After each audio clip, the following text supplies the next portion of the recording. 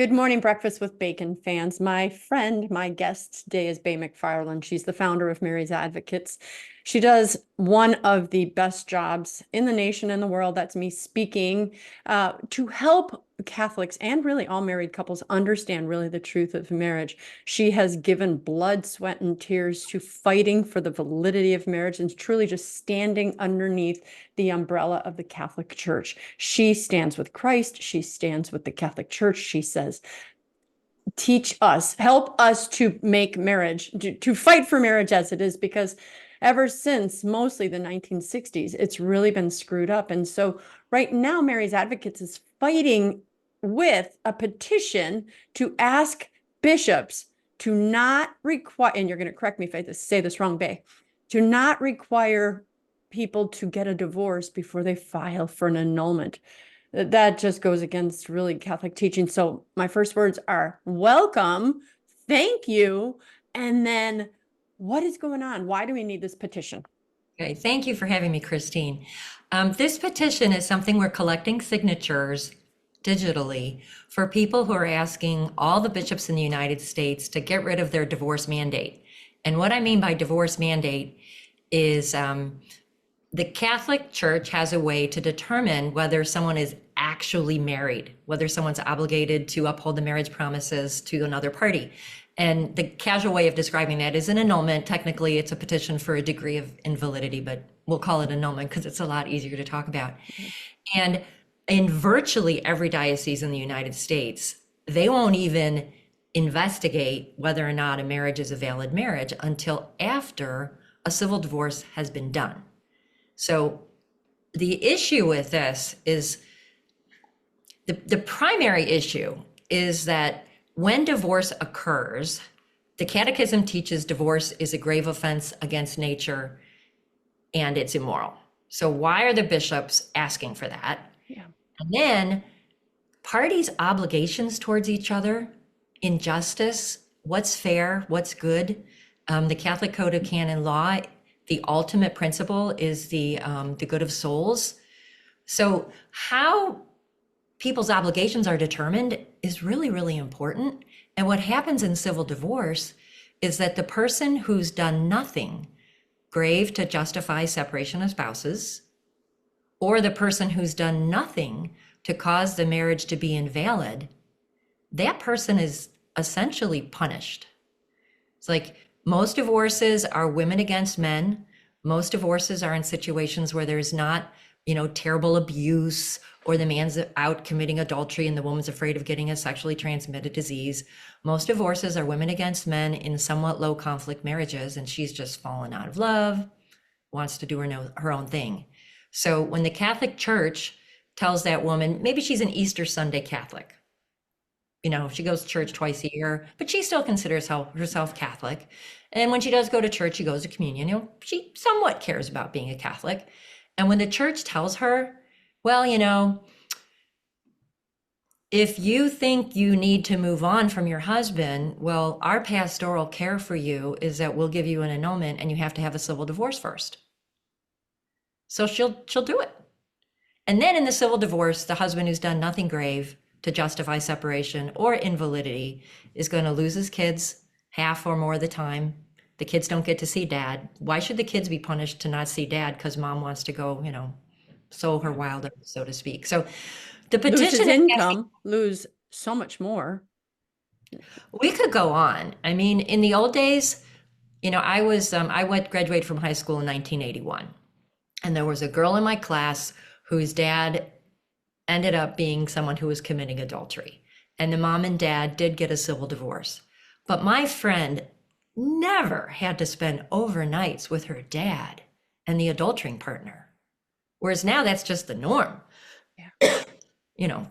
And if you're worse, Bay, worse is that I've seen cases where the wife committed adultery, the husband's trying to speak to the kids, and the wife has it put in the divorce decree that if he speaks about adultery or any of the commandments, that he loses custody of the kids for his part-time. I mean, I've seen that diabolical stuff too. It's like, whoa, it's gone from the person committing adultery gets punished to the person who doesn't commit adultery.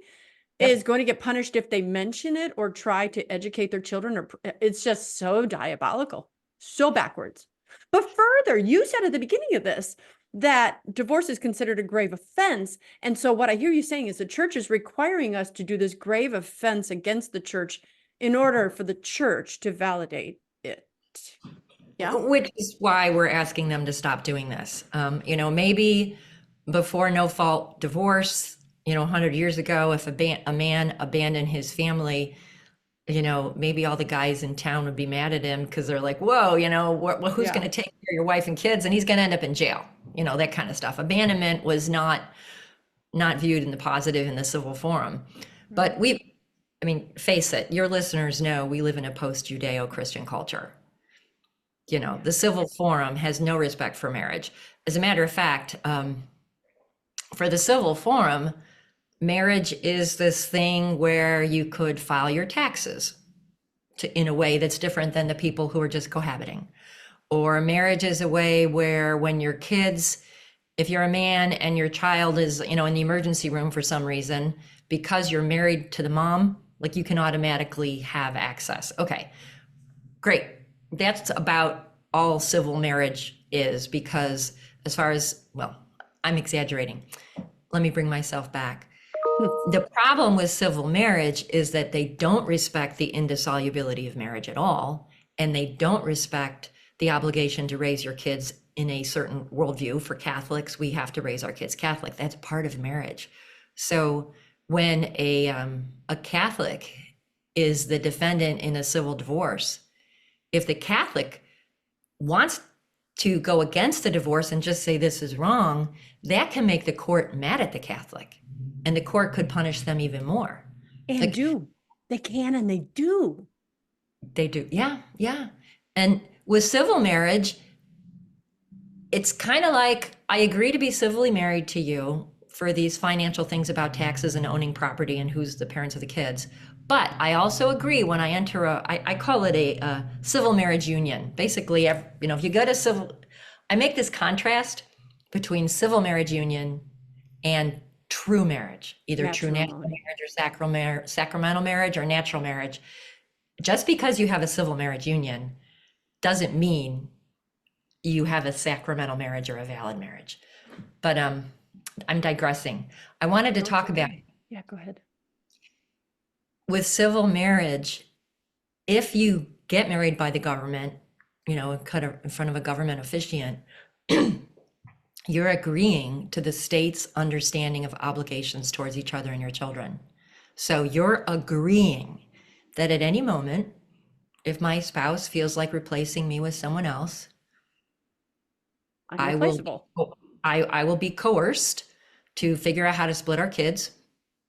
If I want to continue having the exercising my natural right to have everyday access to my kids, I am agreeing that I will lose that.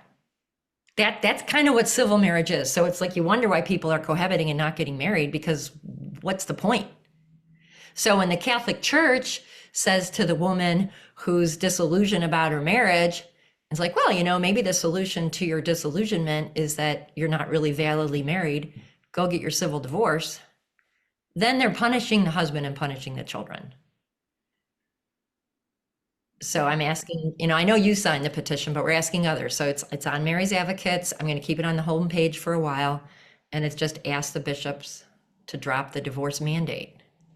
And this can't get people in trouble per se, right? I think a lot of people these days are afraid of signing petitions because they're thinking, oh, they're going to come after me, or they're going to know where I stand or anything.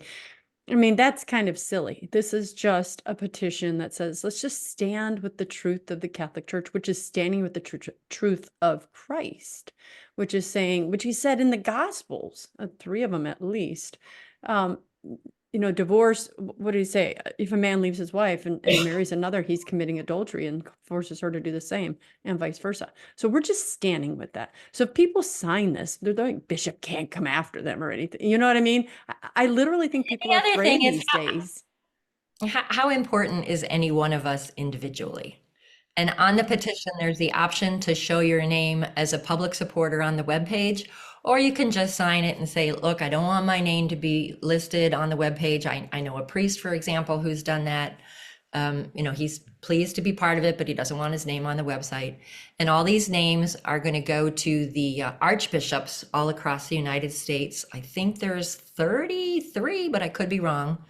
Like, I'm in Ohio, so the archbishop in my area, even though I'm in the Diocese of Cleveland, is the Archbishop of Cincinnati. So everyone who signs in Ohio is going to have their name sent to the Archbishop of Cincinnati. And then all the names together are going to go to the United States Bishops Conference, to the Marriage and Family Office. Because really, this is contrary to our own church teaching. Yeah. And this isn't Bai McFarlane making this up. This is me. I started doing this research. Well, I mean, it's kind of no secret if anyone reads our website. How come this lady got into doing all this research? That was actually my next question. I know the answer, but yeah, what is the reason? I was a Sunday Catholic practically my whole life. I mean, I can't even remember if I ever missed Mass on Sunday. It's just not something I would do. So I always considered myself a serious Catholic. And yeah, I had my errors of ridiculous sin, but who didn't? Right. And when my husband and I got married, we were both very serious Catholics, and we got married in the Catholic Church. And after having 4 children, we were having marital conflicts. And Christine, I would say the conflicts we were having was just kind of like normal. We weren't anything out of the ordinary. And I'm confident that with the right kind of help and both of us growing in humility and learning, okay, what are my vices that are really annoying my spouse? Like normal stuff. Yeah. With the right kind of help, we could have been more happily married than ever. But instead, my husband chose the route of filing for divorce. And I was stunned. It's like, well, as a Catholic, because, one of the first places you look is the catechism. So the catechism says divorce is a grave offense against nature and immoral. And then it also says, and I'm paraphrasing, that there's a big difference between the person who unjustly abandoned a valid marriage versus the person who stayed faithful. But it has that adjective in there, like abandoning a valid marriage. So the sense I get from like the buzz on the street amongst diocesan personnel, the sense I get is, well, if you're looking at the catechism and saying divorce is immoral and a grave offense against nature, well, that only applies to the people who have valid marriages. Because the statement about there's a big difference between the one who destroys a valid marriage versus the person who's faithful. Well, if you don't have a valid marriage, then destroying it means nothing. Is that no, you're perfectly clear. You're okay. Perfectly clear. So then I start connecting the dots. It's like, wait a minute. So everyone who doesn't want a divorce doesn't have any leg to stand on, because someone else can point to the catechism and say, oh, no, that doesn't apply to you because you have an invalid marriage. But then there's another part of basically common sense and how you would structure a society at all, that all marriages are presumed valid until proven otherwise. So, which is why the annulment should take place, because the annulment is not should take place, but that's the process that should take place first. Well, let's go research it and see if it's valid or not. Because if it's valid, you have no right to divorce. And if it is invalid, right? If it's valid, you have no right to divorce because there's no reason to be divorced. Maybe you have a good reason to be separated.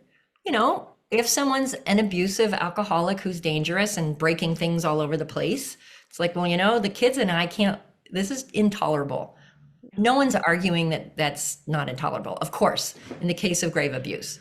But in the case of grave abuse, this is where, Christine, I'm saying things that make so much, to me, they make sense, and I think to you to make sense, but people argue against me, and they're like, oh no, that's impossible because canon law says this or civil law says that. Like, if you're in a situation where a husband is addicted to alcohol and sometimes he gets violent,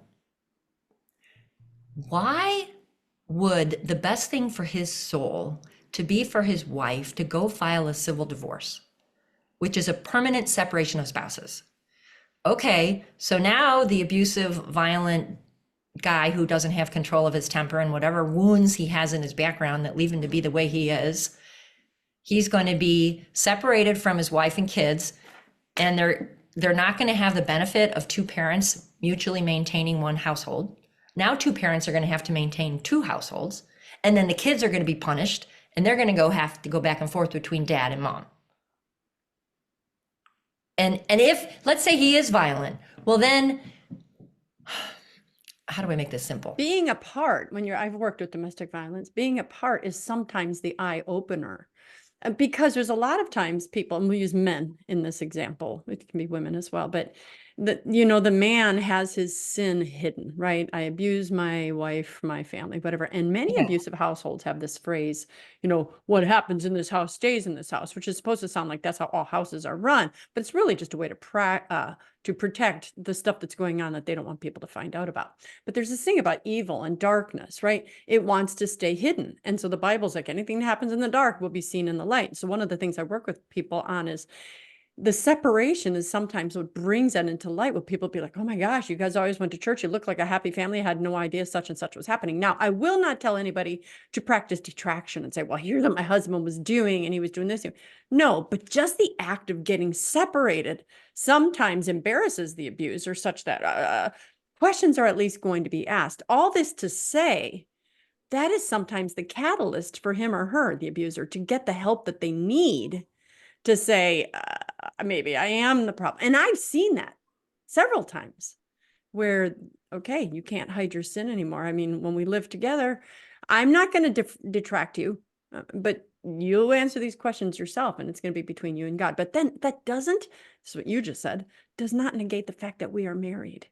And I can't go and sleep with other men and date and live as if I'm a single person. I tell people all the time, you're not a single person. You are like a military spouse whose husband is deployed. And you have to live knowing I got to pay my own bills. I got to get my own car fixed. I've got to take care of the kids by myself. I'm waiting for my husband to come home. And the separation makes sense. And I'm making the distinction between a morally legitimate reason to be separated with a plan for healing, in contrast to a no-fault divorce.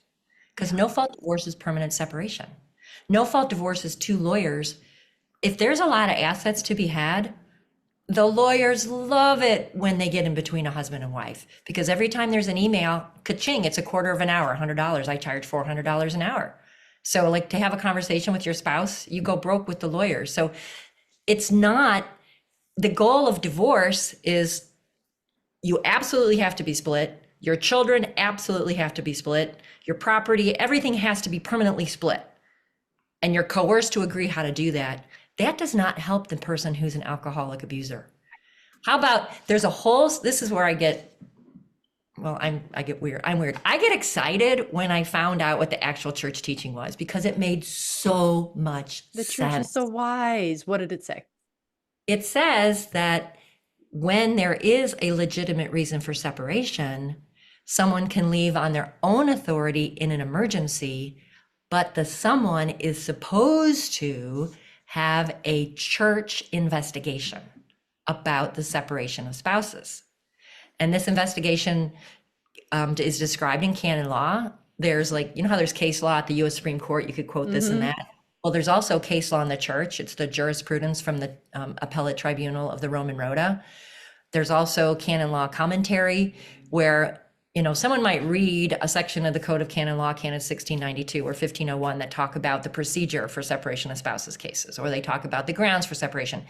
These the words are so compact and condensed that you can read it by itself, and you give that to, if you gave that to 6 civil lawyers, they all might have different ideas of what it means. You can't look at it all by itself. You have to look at the jurisprudence of what's been going on historically. You have to look at what are the ends of marriage and what's the goal of the church. And you have to look at, where did this canon law come from? What you look at the history of it, they're fontes, like water fountains, the fonts of the canon law.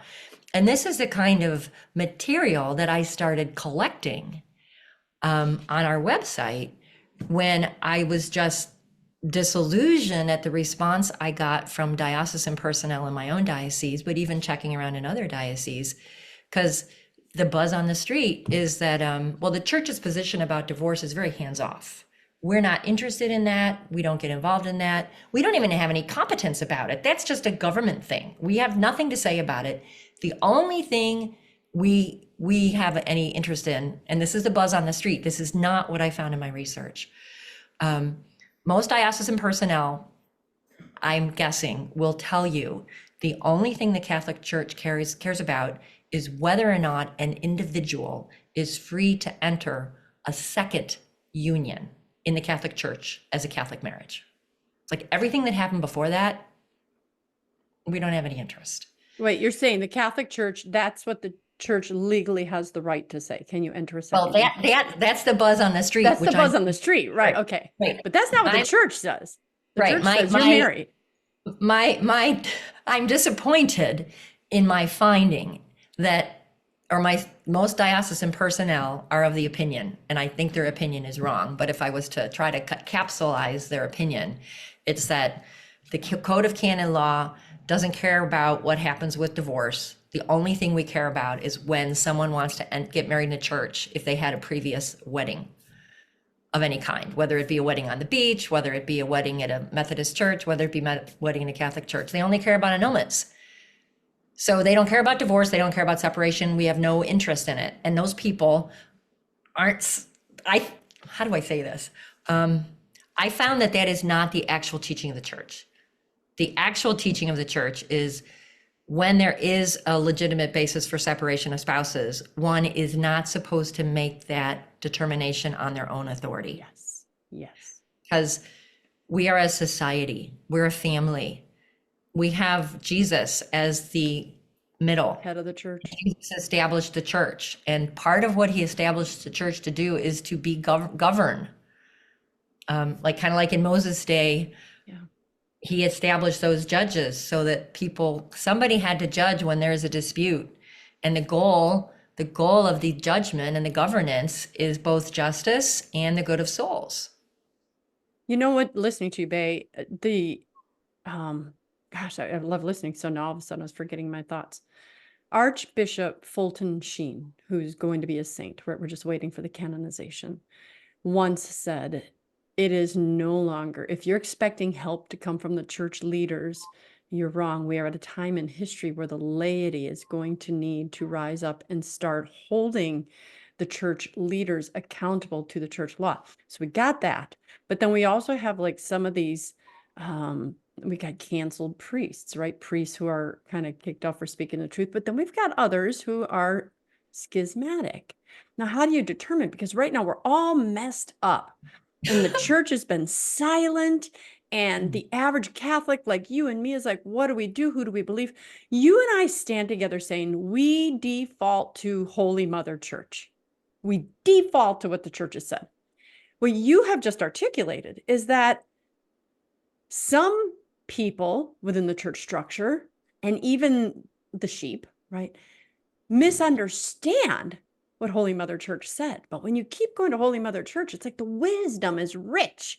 And so we need people like you to interpret it, to go back and say, here's what it says. And so neither you nor I seek to be schismatic, seek to go against the church, seek to be like, we're going to tell you what they should do. What I see in you, something I like to see in myself, is someone who says, no, you've been going about it wrong. And we need to hold you, our loving shepherds and people above us, accountable to what Christ said. And that's why I think this petition is so important. You're taking it, you're kind of putting people's noses back into, here's what the catechism says. Here's what our church together says. Let's just sign this, kind of like illuminate that which should have been known by any Catholic anyway. You know what I mean? It should have been taught. We should know. It should be common knowledge, but it isn't anymore. So yeah, and you're mentioning the petition. It's asked the bishops to drop divorce mandate on Mary's Advocates, which is our website. And some of the pushback I get is, well, you know, are you saying that we should issue an annulment when people still have a civil marriage? And what I started doing is thinking about the different reasons for a marriage to be invalid and going through them one by one. It's like I could come up with what seems sensible for all the different kinds of reasons. It's like a common thing that's happening now. I mean, people our age, our adult children, a Catholic who's a baptized Catholic hasn't officially dropped the Catholic Church. You know, they're cohabiting with their boyfriend and girlfriend, and they have a destination wedding where they're saying some kind of marriage promises in front of a civil officiant. Okay, so they have a civil marriage union.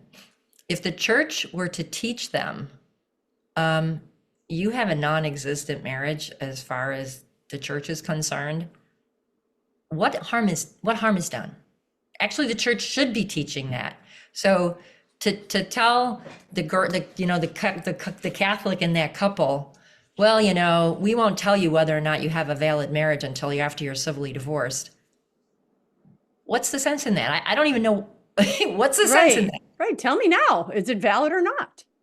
Especially when it's an open and shut, obvious thing. It's like, it's a non-existent marriage. You don't even have a marriage. Right. Right. And then another one might be the woman who is tired of being impoverished. So she gets all glitzy as best she can, and she sweeps some millionaire off his feet. She doesn't even like him. Just make up some ridiculous story, you know. Right. She's whatever. And in her mind, she knows, I'm just going to stay with this guy as long as I can stand it. But my intention is to divorce him. And with no fault divorce, the general. No one's going to hold me to any standards. But the default in no fault divorce is equitable split. So maybe she'll get half his property. Okay, she's a baptized Catholic. If she does that, let's say they're both Catholic. And let's say they got married in a church. Well, her lying about intending permanence is a grounds for annulment. She committed fraud. So why should this husband be obligated to support her like a real wife?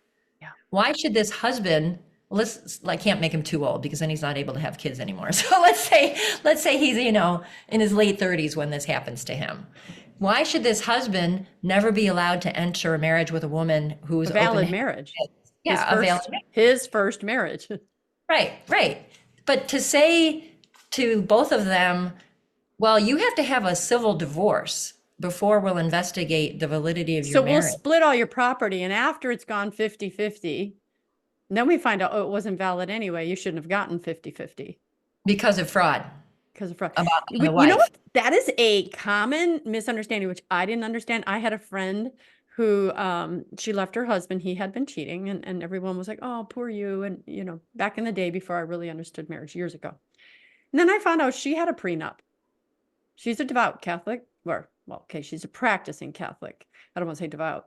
And she had this agreement. And my priest said, well, then that's not even a valid marriage. She went into marriage with this thing saying, well, if it doesn't last. So she had no full intention of permanence. So I was stunned by that. And so you just alluded to it. A lot of people, when they hear that, it's like, what? If you have a prenup, you don't have a valid marriage. It depends on what the prenup said. Say I'm a widow. Say I'm a widow and I have adult children, and there's some kind of, it's like who I think it depends on what the prenup says. So I intend permanence. I have no desire to leave. And this is here. But like my property belongs to my children kind of thing. Yeah. If you had a prenup that says, this is where I get over my head. But what I can say is part of the reason I'm interested in this prenup concept is because one of the things that Mary's Advocates publicizes on our website, which is totally different than the existing petition asking the bishops to drop the divorce mandate. We publish a document that we invite couples to sign, and it's designed to be an enforceable arbitration agreement where you're putting in writing that we put ourselves under the principles and authority of the Catholic Church. So if we have any marriage disputes, we want our disputes arbitrated by those who have competence to implement the principles and doctrine. Yeah, and what is that called? Because I've told people about it before. I think every married couple should get it. It's the marriage declaration or something. Solemn Marriage Covenant Set. It's one of the resources on Mary's Advocates. Yeah. So, but let's go back to your thing about the prenup. If the lady, both Catholics, if she really lied about permanence and she had the intention of divorcing him for his money, where is I see no harm at all in letting the husband bring this problem to the attention of the church prior to a civil divorce. It's like, she Right. just left. She's threatening me with civil divorce. She's supposedly Catholic. I'm bewildered. This is very painful. And the thing that another thing I get excited about, the Catholic Code of Canon Law specifies that whenever they do a contentious judicial process, an annulment proceeding is under the category of contentious judicial process.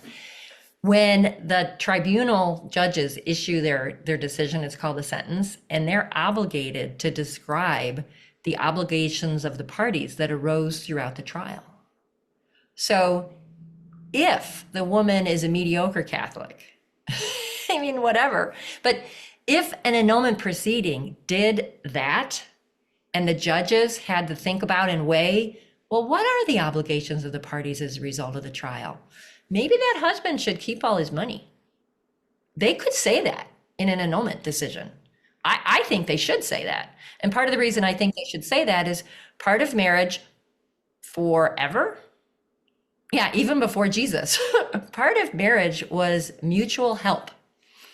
You know, if you're some lady in the Old Testament days and you're one of David's many wives, you know that David is going to help provide for you, and it's safe to have children because you're not going to be starving in the desert or whatever. So mutual help has been part of marriage forever. But what no-fault divorce does is it takes away the mutual help, the support. Right. So you could, you know, I sympathize for these stay-at-home moms who may have had careers. I'm thinking of a friend of mine in New Jersey. She was earning a comfortable income. She married her husband. They started to have kids. They decided, we want to have a stay-at-home mom. They So decided together, and he agreed, and he'd agree to provide, right? Yep. So she was helping out I mean, they were both doing mutual help. Neither of them Right. sitting on the couch, you know, being a slave driver to the other. But when no-fault divorce kicks in, they don't respect that very much. They expect her, you got to go back to work. You're expecting to be a stay-at-home mom with your kids? No. We have to split everything, split the kids, split you. So angering. I'm going back to, if the church were to do an investigation and they were to do what their own law says, they have the, I mean, this isn't even an option. The canon law, It's the requirement. in a contentious case, they are to instruct the parties of their obligations as a result of the trial. It's 1611. I could guess it's number 4, but I could be wrong. It could be 1611 too. So this is just an example. I'm trying to go through examples of why an annulment might be why there might actually be an invalid marriage, and why the annulment investigation first is better. Well, here's the woman. Say the woman files for no-fault divorce, and then the husband's like, whoa, I'm going to go petition the church and we're going to have an annulment investigation. If the annulment investigation surfaces, they question witnesses, and the woman herself kind of confesses, if she's half honest, she's like, yeah, you know, I really married him for his money. Well, then in the civil forum, in a lot of states, there is a civil annulment based on fraud. Okay. So if that woman's being honest, the husband would say, she's filing for a no-fault divorce on me. I regret having to do this, but I need to say we have an invalid marriage based on fraud. I never would have consented to marrying this woman, even my civil marriage union. So you're leading to what we see a lot today. I just worked with another couple. She's standing for her marriage, and the husband is entering a second fake union. And he's told his wife, who he actually has a good relationship with, that he's only marrying this young lady to get her into the country. So, right. It was like, if there's other issues, you can tell he has a really good relationship with what the world would call ex-wife, but you and I know is still his wife. And he's got his own, abandonment issues and things that we have to deal with. But the point being is, he's making it known to her, at least, that I'm only marrying this other woman to get her in the country. I'm going to try to make it work, but that's really why I'm doing it. What a That mess. doesn't seem It is a mess. We're in a crisis. And I do need to clarify that all these things I'm talking about, I recognize the Catholic governance of the Catholic Church, like diocesan chanceries. They don't have competence, and they're not even expected to be adjudicating all these disputes that are for people who aren't even Catholic. Like if you're not a Right. Catholic at all, if two atheists get married on the beach and then they get divorced and later one of them wants to get married in the church, okay.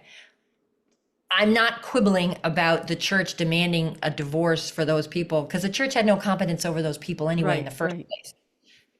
It's kind of a separate question altogether.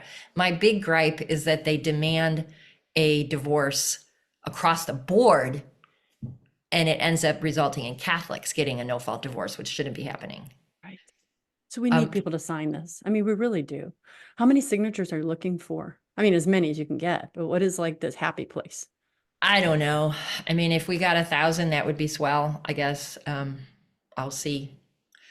Yeah, we really need more than that. We need like 20, 25,000. I mean, really. And the fact that you're struggling to get 1,000, are you struggling to get 1,000 or is this a brand new petition? That Um, makes me sad because all Catholics should want this, but it is the final frontier for Catholics because we have fallen so into the hands of the culture that even a good Catholic is like, well, if they weren't happy, they should get divorced.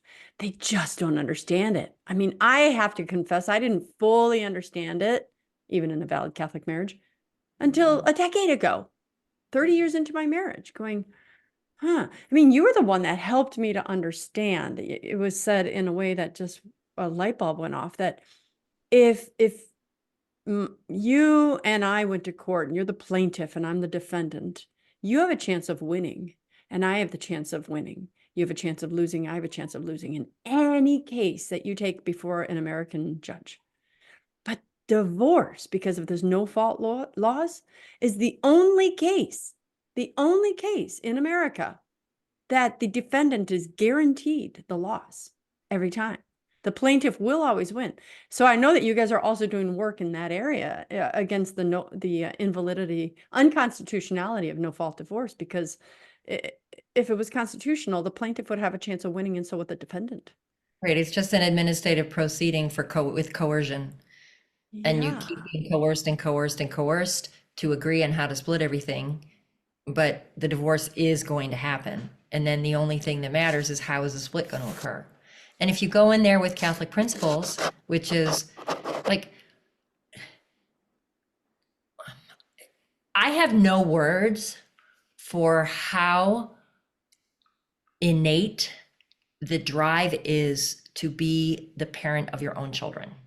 Yeah. And with no fault divorce, people have their children, access to their children taken away from Ripped them away all the time. most of the time.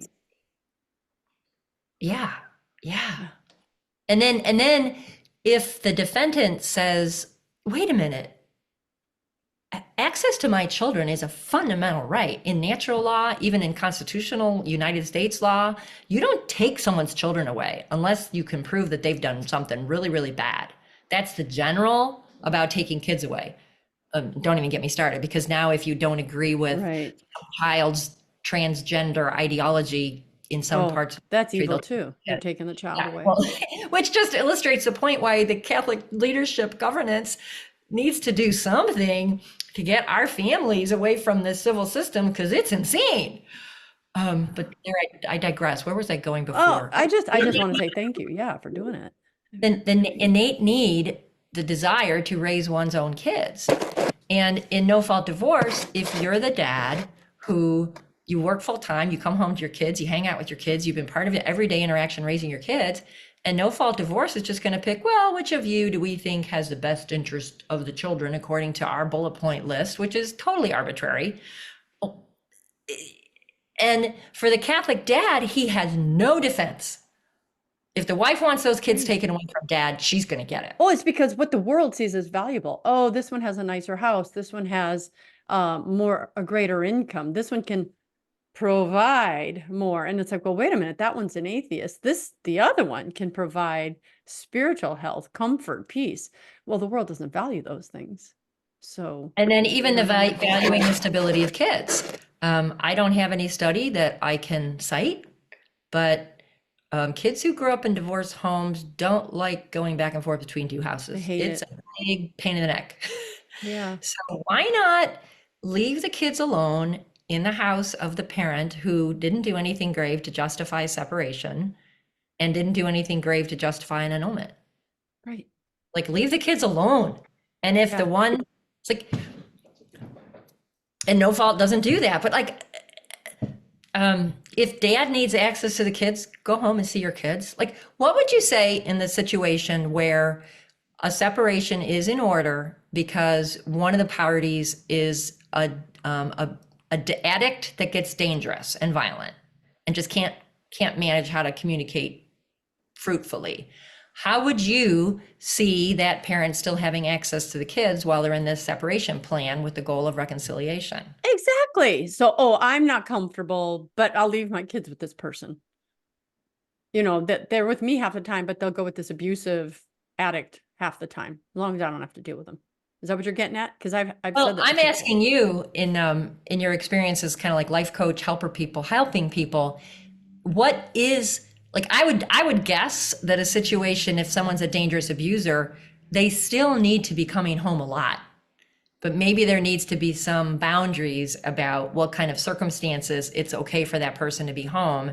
And if those boundaries are crossed, the person needs to go to their other space. Like just because someone's a violent abuser doesn't mean they don't see their kids for 6 months. Right. Or that Exactly. It makes it worse. It makes it worse. I've worked with people, their parents are in prison, and those kids, even though it's embarrassed to visit dad in prison, they still want to know that dad cares and dad's in their life. They don't care as much that mom or dad is an addict. Or these difficult things. They just want that relationship with the person. So yeah, I think we do set up these parameters or places where even if you say that that person's abusive, and I say that very intentionally, you say that person's abusive, you say that person's an addict, because I start seeing so much of that being used as lies. Oh, my spouse raped me. Oh, my spouse is abusive. Oh, my spouse is a narcissist. And most of the time it's just the catchphrase to get me out of this marriage validly so people can feel sorry for me. Um, But even in those cases, if my parent is abusive, but the parent's not abusing me, um, I the think kid. that the child, yeah, I think that child should still have someone around and watch them and let them have visits with that parent. They want to know who their other half is. They And need it's it. They crave it. and there's a big difference between a separation plan that's temporary with the intention of unification Yeah. and having assistance from people who are experts with success rates helping that. Or the That belief that they can be not reconciled, what's the word? Rehabilitated. We have this idea, no fault divorce, and what makes me angry, my church bulletin has, and my pastor's conservative, but they have a page in the bulletin that's, what does a church say on this? And every week there's a different one. There was one about annulment, and it made my blood boil. And I don't know why I didn't save it. I think because it's online, but I'm going to go try and get it again. But it basically said all the things that you've said, right? The church believes that marriage is indissoluble, blah, blah, blah, blah, blah. And then way at the bottom it says, but in those cases where it is beyond hope of reconciliation, the church says annulment's a great thing. And it goes on. And I'm like, what kind of God are you worshiping? Because the God I worship, there's nothing hopeless. As a matter of fact, the Bible itself says hope does not disappoint. now you bring up something that's a cause of angst for me, and I'm guessing it's a cause for angst for some of the canon lawyers who work at tribunals. For years, the Code of Canon Law said that prior to beginning an investigation challenging the validity of a marriage, the judge is obligated, if there's any hope of success, to use pastoral means to try to get the couple to reconcile. And if they actually have an invalid marriage, to validate it. It's like, say the guy was having an affair during his courtship and the engagement and during the wedding, and he finally broke up with the lady like 6 months later, and he confessed it. And the priest is like, oh, wow, this is tricky. Right, You right, don't have a valid marriage because you were cheating on your wife and you weren't intending fidelity. right. Well, what they should do is they shouldn't tell that husband, oh, you have an invalid marriage, go Get out. petition for Yeah. annulment. Who cares if you had your wife's pregnant? Who cares? No, they would say, well, we got to fix that. Bring your wife in here. I mean, because it's confession. Do Maybe we don't you even plan to be validly permanent now? Can we right. get you to be We need to fix that and have Yeah. another marriage ceremony where you both promise your things and then I make a date and a record, an official record in the church so that there's no doubt that you have a valid marriage if there's a doubt. But anyways, that's what the old code said about the obligation of the judge. The new code, it was changed in 2015 when one of the changes that was made was this business about the obligation of the judge. It's no longer something that the judge can actually try and show, I did this, I did my check mark. Now it says the judge is to assure that the relationship is irretrievably broken or irreconcilable or something like that. It's no fault divorce words. So a canon lawyer judge is supposed to be using no fault divorce words about impossibility of reconciling. It's like, that's it. If you're a judge, how the heck do I know? I can't know. Exactly. It's Even if you're an terrible. atheist judge, you have no idea. But if you're a Catholic judge, you know that God is the God of the impossible. Everything I've seen, excuse me, I've seen abusive marriages go good. And we have this schizophrenic belief, we're like, oh, put people in prison and they should be redeemed. And then when they come out, well, we don't want to give them back their rights because they were bad people in prison. Well, wait a minute. Didn't they just pay their time? Aren't they redeemable? Because that's how the church does it. We're redeemable. No, we're going to keep a scarlet letter on them. And I know that's a whole different issue for many people, but it's like there is a thing of rehabilitation. And let's go, even this person wasn't a good spouse before, they can be a good spouse now. And you have to have that belief, and you have to work towards improving them. You have See, to. one of the things that I believe is that the spouse who's alleging the other one is an abuser or an impossible narcissist or an addict, if that spouse is doing everything they possibly can to try to get the right kind of help for the marriage, they're hanging in there, cooperating. If this thing doesn't work, they're trying to find something else. If they're committed to getting help, I might believe that there's actually abuse or addiction.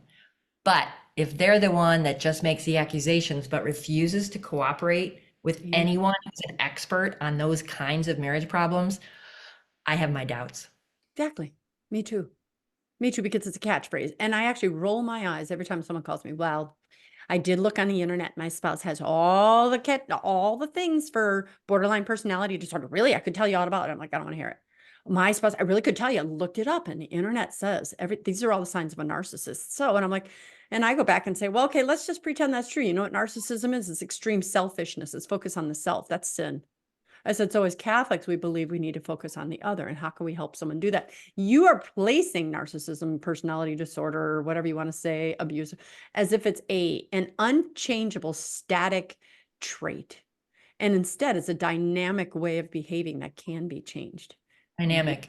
Yeah. See, this brings up one of the grounds for annulment that is the most popular one in the United States is annulment based on psychological reasons. Yeah. 1095-2, grave lack of discretion of judgment. This one, I have a doctoral dissertation that was recently out from a lady who went to University of Holy Cross in Rome, and she did her doctoral dissertation on the psychological grounds for annulment. If someone actually entered an invalid marriage because of that, I pose that it would be really important to do that investigation prior to separation or divorce. Because if this grounds for annulment, grave lack of discretion of judgment, is only supposed to apply to someone who has a serious psychopathology. I'm quoting John Paul II, the legislator of the world for the Catholic Church. The person has a serious psychopathology that makes them so abnormal that they cannot use their intellect to understand permanence, openness to children, and no adultery.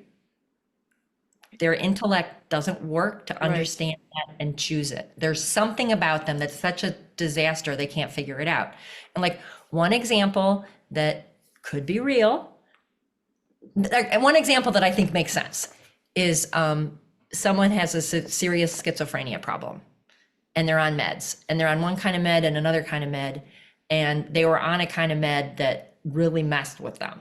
Okay, if that person enters a marriage, they might be having a serious psychopathology that makes them incapable. Right. Or here's one. If someone goes through a marriage ceremony when they're they're high on drugs or very, very drunk. They might have done great during the marriage investigation. They understood what marriage was, but when that consent actually occurred, they were so drunk, they're like, they didn't know where to go or whatever. The priest shouldn't say that wedding.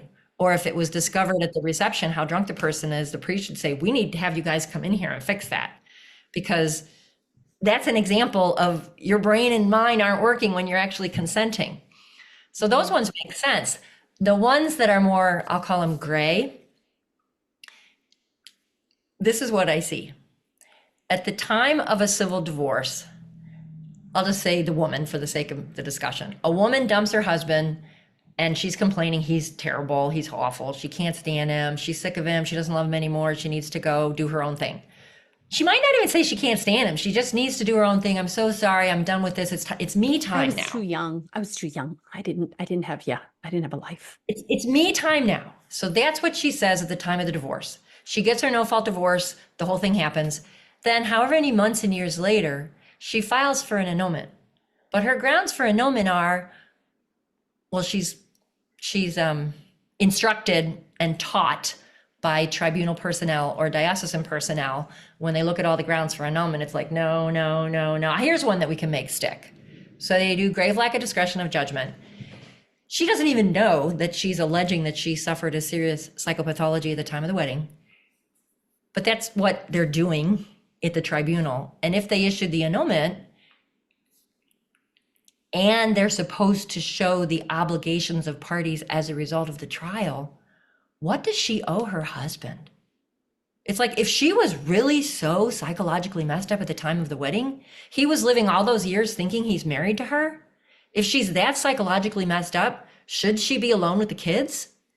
It's like, at the time of the separation, she should be thinking about all of this.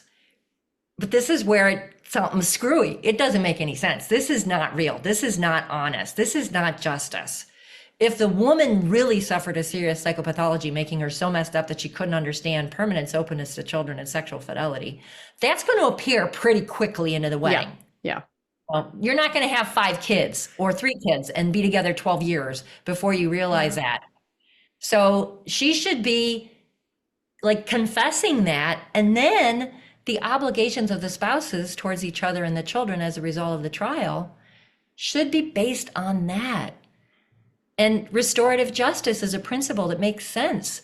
The woman should be making reparation as much as possible. Yeah. Or maybe the husband's like, this is the mom of our kids. I get it. She was messed up. It would be better for all of us if we stayed together and got mom the help she needed. Right. And let's get married. It is there's so much, you and I could talk about this forever, but just because we're coming at the hour here, if, was it true that I heard, and I know you've got all this down, that, what'd you say, 1065.2? Is that the psychological one? Yeah. 1095.2, grave lack of discretion. 1095.2. Is that canon law in every country? Is that the Catholic Church? Because what I heard is the Americans use it all the time. What I heard was something like 2% of the world's marriages are from the United States, but 95% of the annulments are from the United States, and that nearly 100%, and I need you to verify what's accurate and inaccurate in this, and nearly 100% of people who appeal to Rome actually get them overturned because the Roman Rota sees how much the Americans overuse 1095.2. Is there truth in any of that?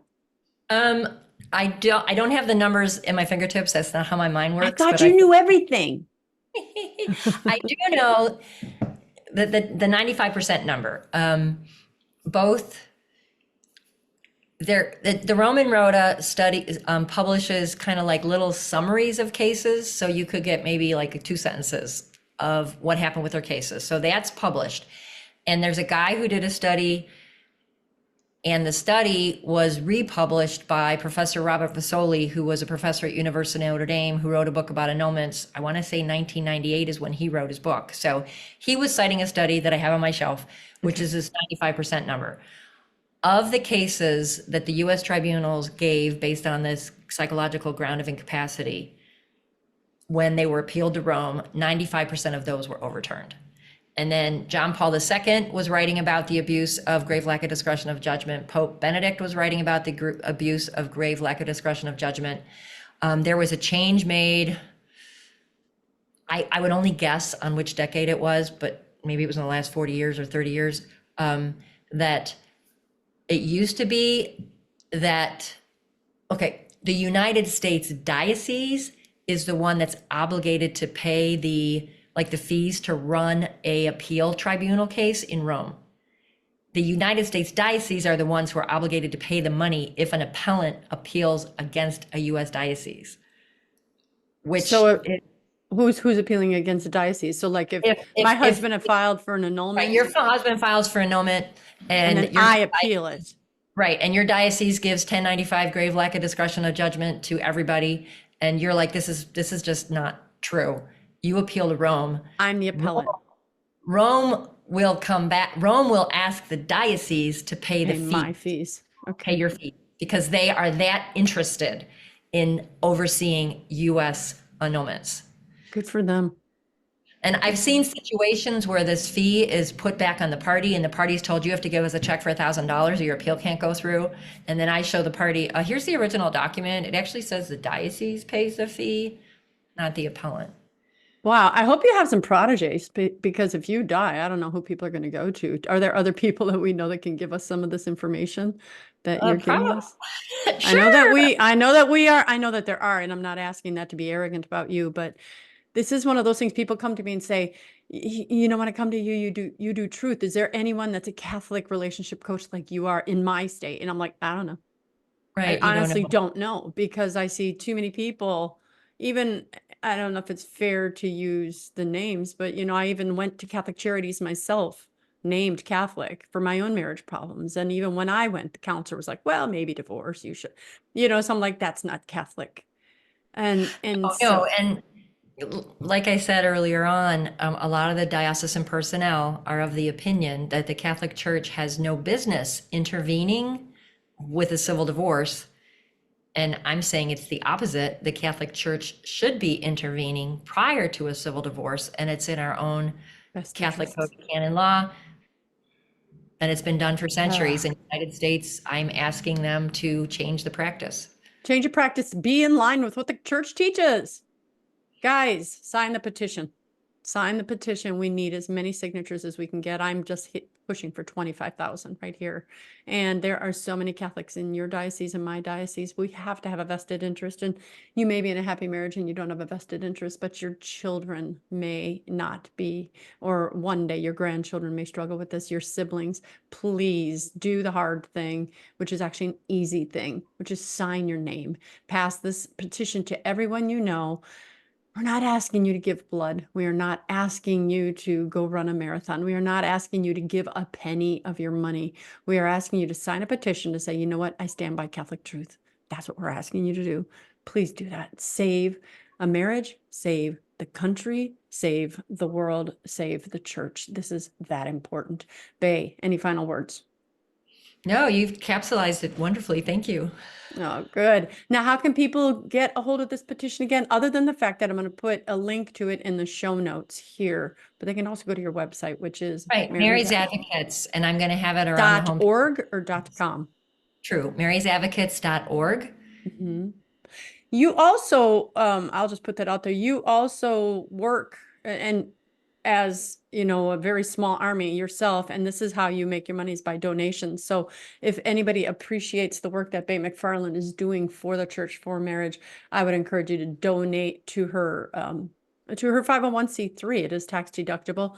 Help her continue to do the job that she is sometimes a one-man army doing. And if there is another man or woman out there doing what she's doing, please contact me, contact Bai, let us know, let us join forces, because again, she's going to die, I'm going to die. We need to make sure that we keep doing these things that the Holy Spirit has called us to do, because he wants his church back.